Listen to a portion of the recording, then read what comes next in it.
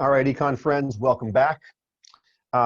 Continuing on in our discussion of market failure, okay, these difficult market cases, and then tied to that, this idea of what's the proper role of government in an economy. We've had an introduction.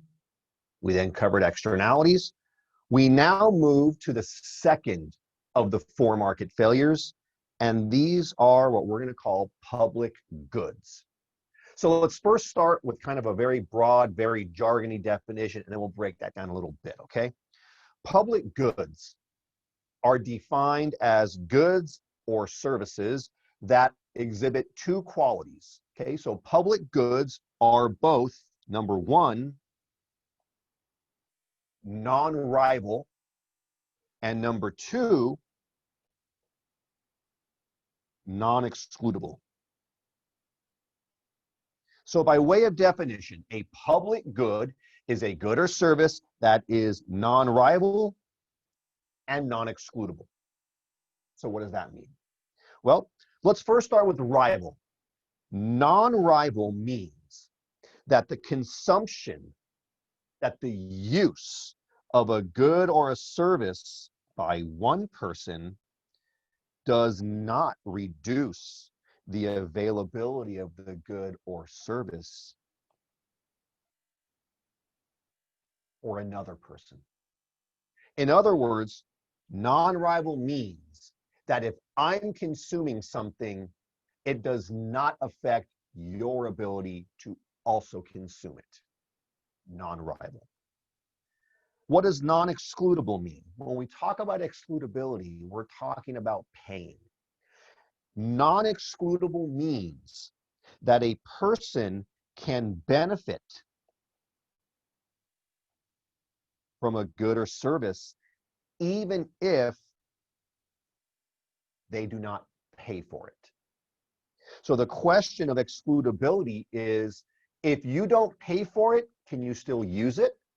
A good is non-excludable if a person can benefit from a good or service even if they don't pay for it.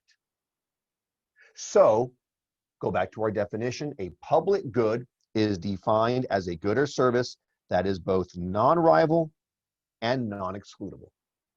Maybe an easier way to understand it is through a simple chart. Up on the top, we're talking about the issue of, is it rival? And on the side, we're talking about the issue of, is it excludable? And based on this chart, we can see that goods are either rival or non-rival. That's here. Or excludable and non-excludable. That's right there. Based on that, we can roughly define or categorize economic goods into four types. Up until now, our discussion has revolved around private goods. Private goods exhibit rival, excludable behavior. What does that mean? Well, it means that for a private good, as we've discussed up to now, if you want it, you have to pay for it. And once you get it and you own it, your consumption of it means that I can't consume it. Notice that that private goods are entirely opposite from public goods, because public goods are non-rival and non-excludable. This means that you can benefit from them even if you don't pay for it. It also means that if you benefit from it by its consumption, I can also benefit from it. Your benefit doesn't prohibit me. Okay, what are some examples? Well, a lot of those things that we just take for granted as protective services, things like national defense, the military, flood control, lighthouses, great infrastructure, all those different things are public goods, because your benefit from them does not come at my cost. I can still benefit from them even if you do. And most critically, the two of us, we can all benefit even if we don't pay for it. So we have this quadrant system, this pretty handy chart. You can consider public goods to really be the opposite of private goods. And because they're opposites, public goods have a few really, really interesting characteristics. that make them a source of market failure. What is that? Well, it's basically this. Because public goods are non-excludable, think about it. Consumers have no incentive to pay for them. I mean, if you can get national defense and flood control and over-the-air radio and all these other valuable services without paying for them, because they're non-excludable, you as a consumer have no incentive to pay for them. And this leads to what we call the free rider problem. In economics, we define a free rider as an individual who receives the benefit of a public good without paying for it. And because of the way that incentives work, most of us will be free riders if we have the chance. Because why would you pay for something if you can get it without paying for it? So, because public goods are non-excludable, consumers have no incentive to pay for them. We call this free rider. But notice that because of the free rider problem, private producers have no incentive to make public goods. Remember, private firms, they have a simple goal, and that's to maximize their profit. But profit maximization implies that they're able to sell their goods and generate revenue. In the case of a public good and the free rider problem, there is no incentive to pay for it, so consumers won't pay for it, so there's no profit involved in it, and therefore private producers have no incentive to make these public goods. In other words, my friends, if left alone, the free market will fail to provide these public goods, even though they're beneficial to society. That's important to point out. Just because they're public goods doesn't mean that they're inferior or in any way weak. These are really important things that we rely on. Military protection, police and fire protection, adequate infrastructure, all these different public goods, they're very beneficial.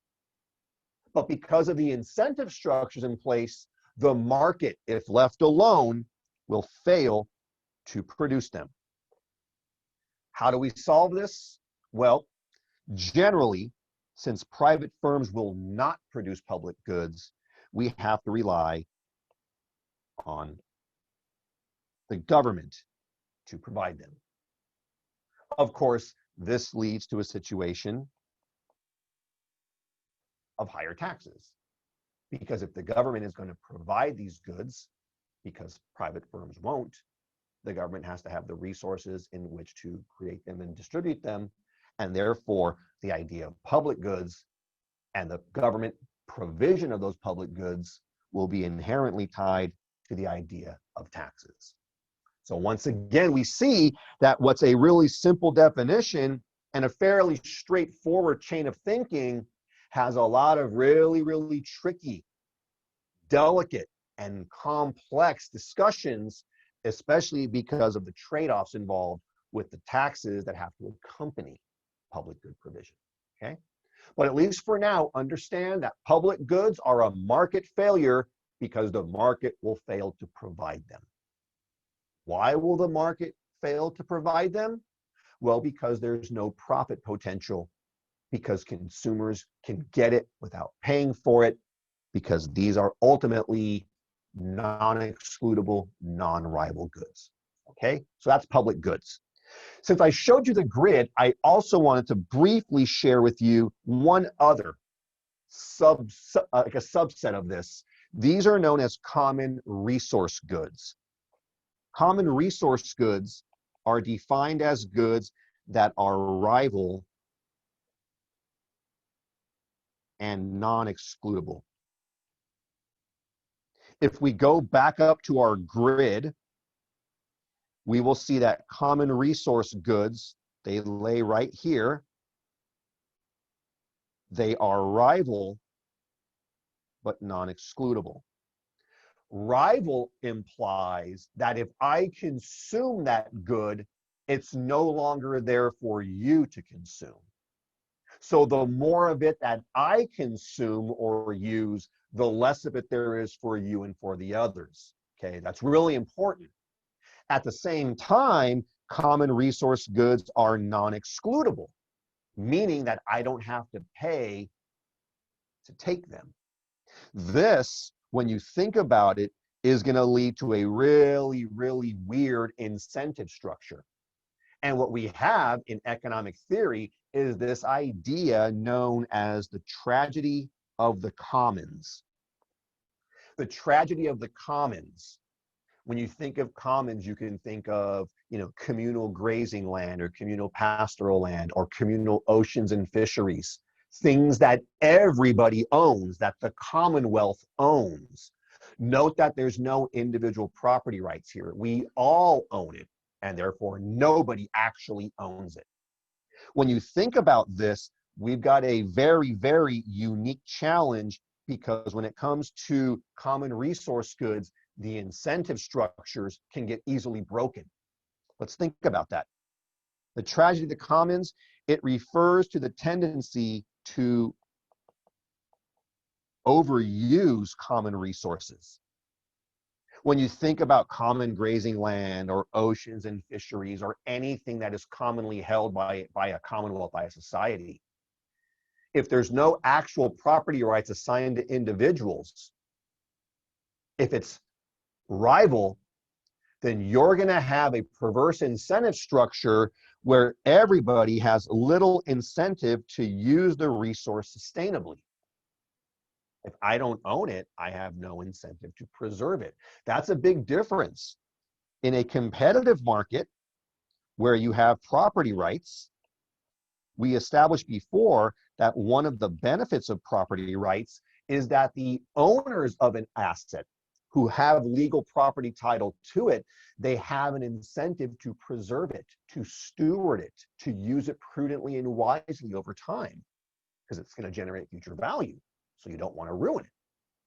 Well, when you don't have property rights, in the case of a tragedy of commons situation, there is a little incentive to use the good, to use the ocean, to use the fishery, to use the grazing land responsibly. In fact, there might even be what we call in economics perverse incentives. There might be perverse incentives. In other words, the idea of, hey, there's only so many fish in the ocean, and if they get more, there's less for me. Hey, there's only so much common grazing land, and if their sheep graze, mine can't. So in fact, the tragedy of the commons can accelerate rapidly, and we can actually deplete common resources if we're not careful, because there's this perverse incentive, to get your share. I'm going to get my share before you get it. And if we're all thinking this way, we have this escalation, and we can actually see an acceleration of the common good depletion. Okay, so that's our second market failure, public goods. Public goods are non-excludable, non-rival. The big takeaway is the incentives mean that free riders don't have to pay for it, so there's no profit in it, so firms in the market won't produce it. Who has to? Probably the government, but that's going to have some tax implications. Again, complicated trade-offs here. And then, just to add it in there, we learned a little bit about common resource goods and about the tragedy of the commons, which is a tragic way, as the name suggests, in which common resources, communal pastoral grounds, communal forests, communal oceans and fisheries, can very rapidly be depleted because of a perverse incentive structure and this get my share mentality.